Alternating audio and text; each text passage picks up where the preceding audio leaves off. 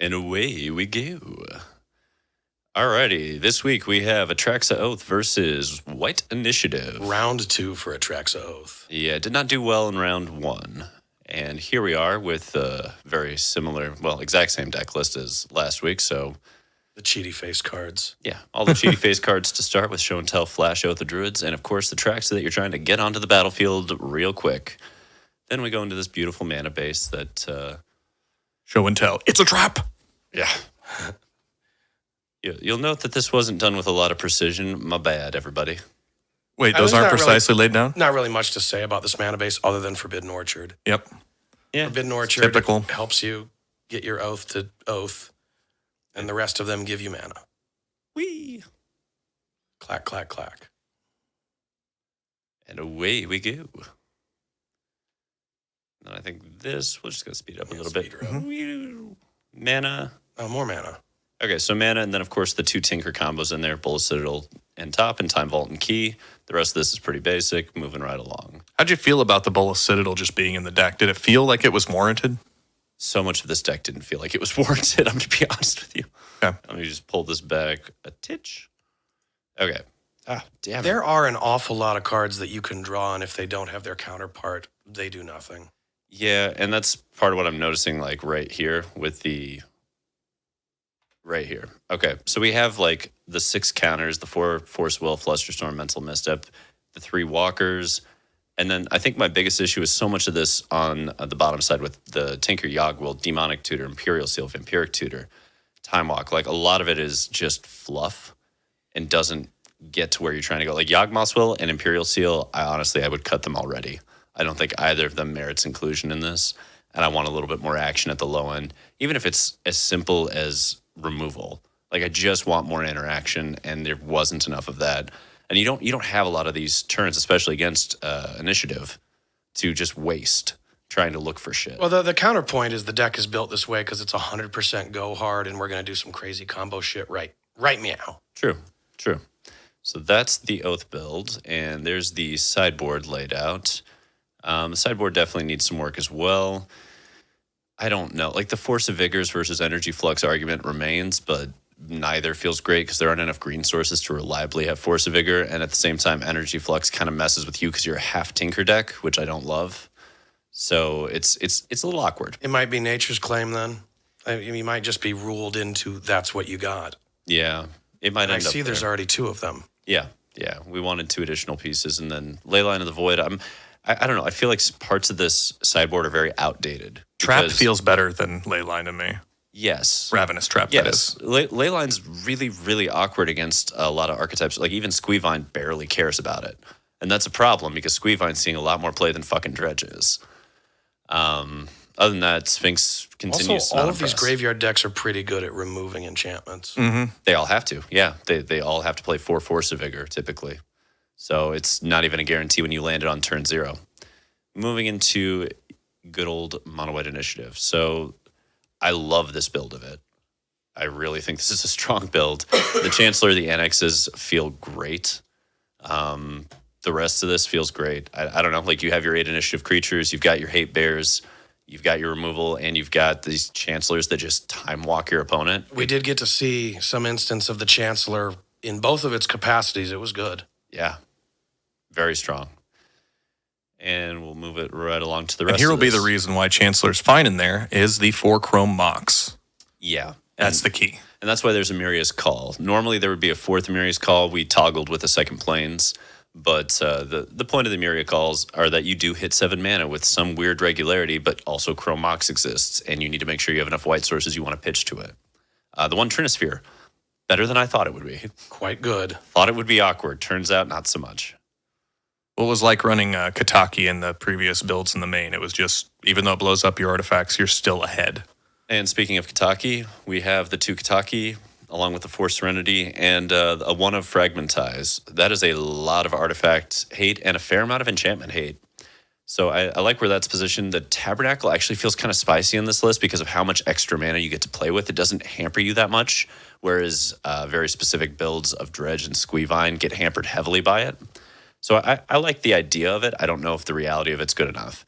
Deafening Silence, Chalice of the Void. We haven't had enough of an opportunity to really mess with those. And the 2 swords, I'm also kind of up in the air on. Another card to consider over the Tabernacles is the City in a Bottle. Oh, right. City in a Bottle. That good old blow up your Bazaar Baghdad's forevers. Yeah. Yeah. That probably merits inclusion as a 1 of over the 3rd Tabernacle. And we'll get through all the shuffling. Yay. She stands alone. That got printed into a real card, by the way. Wait, what? Really? She Stands Alone. It's not called the She Stands Alone, but everything other than the name of that card got printed into reality. I didn't realize. I bet it's an EDH card. I have no idea. I think it was somewhere around like Time Spiral Block that they did that. That makes sense. So we have good old Atraxa Oath on the play.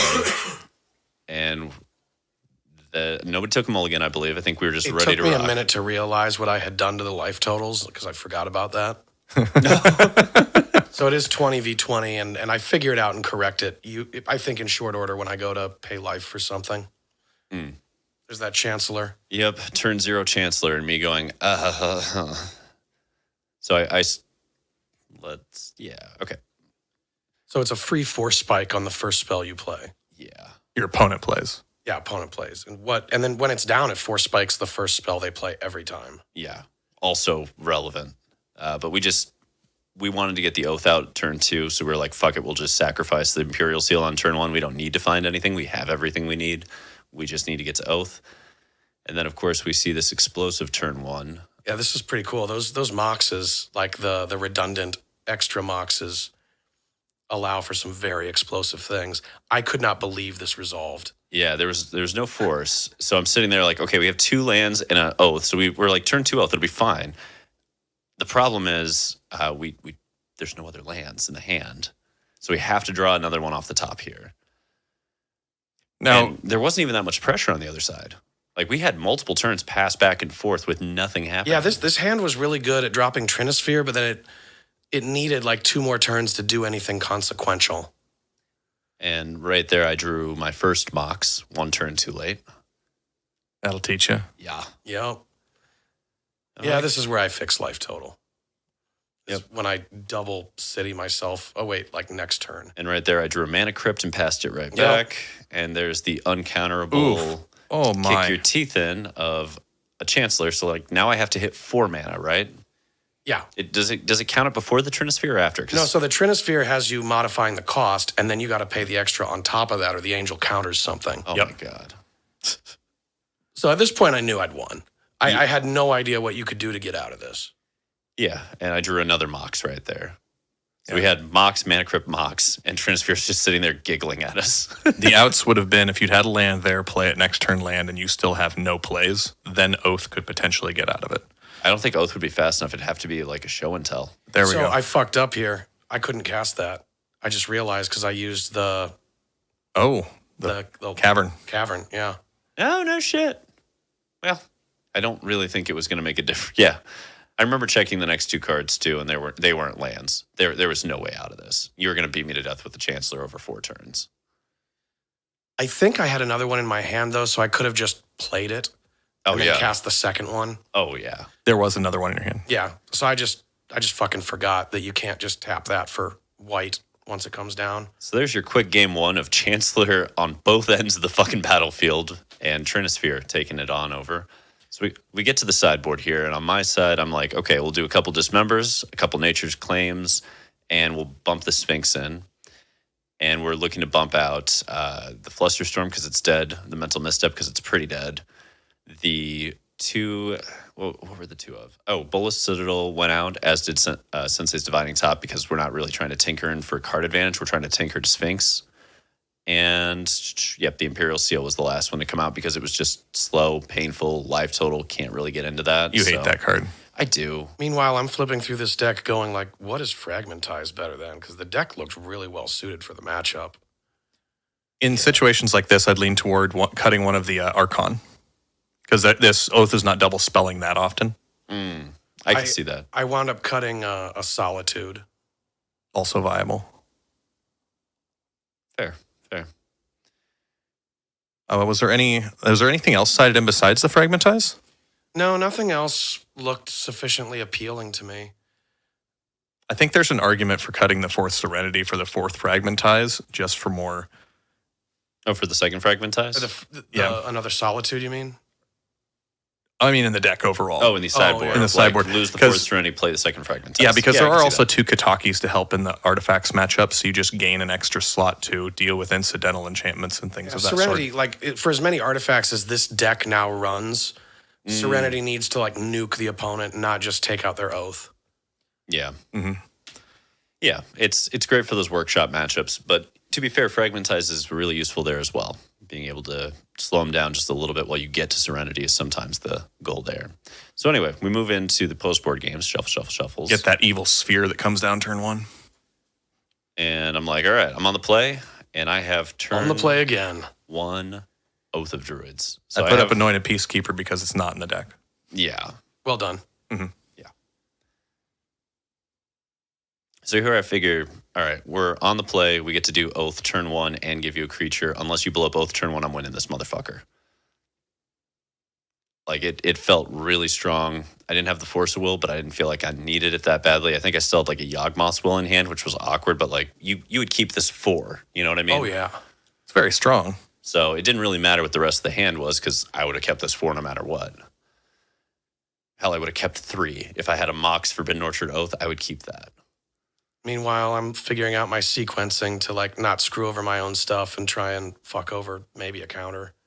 Yeah, you played around the Force of Will perfectly here. Well, not really. I didn't have it, but because I'll drop the Thalia after this, and you have the 1 mana up to pay for it.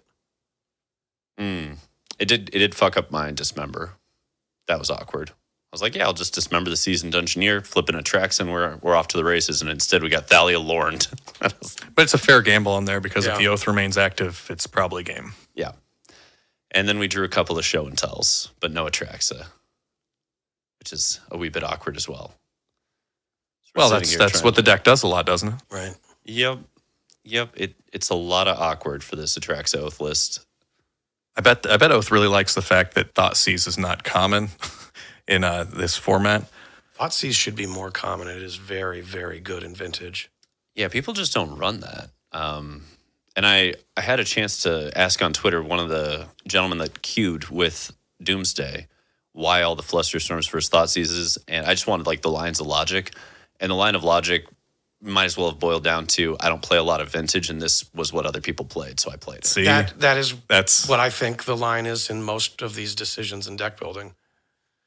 I think that's probably why there's a Yawgwill in here, because someone's like, well, we're in black and it's restricted and it must be good. I'll need to recast my oaths, right?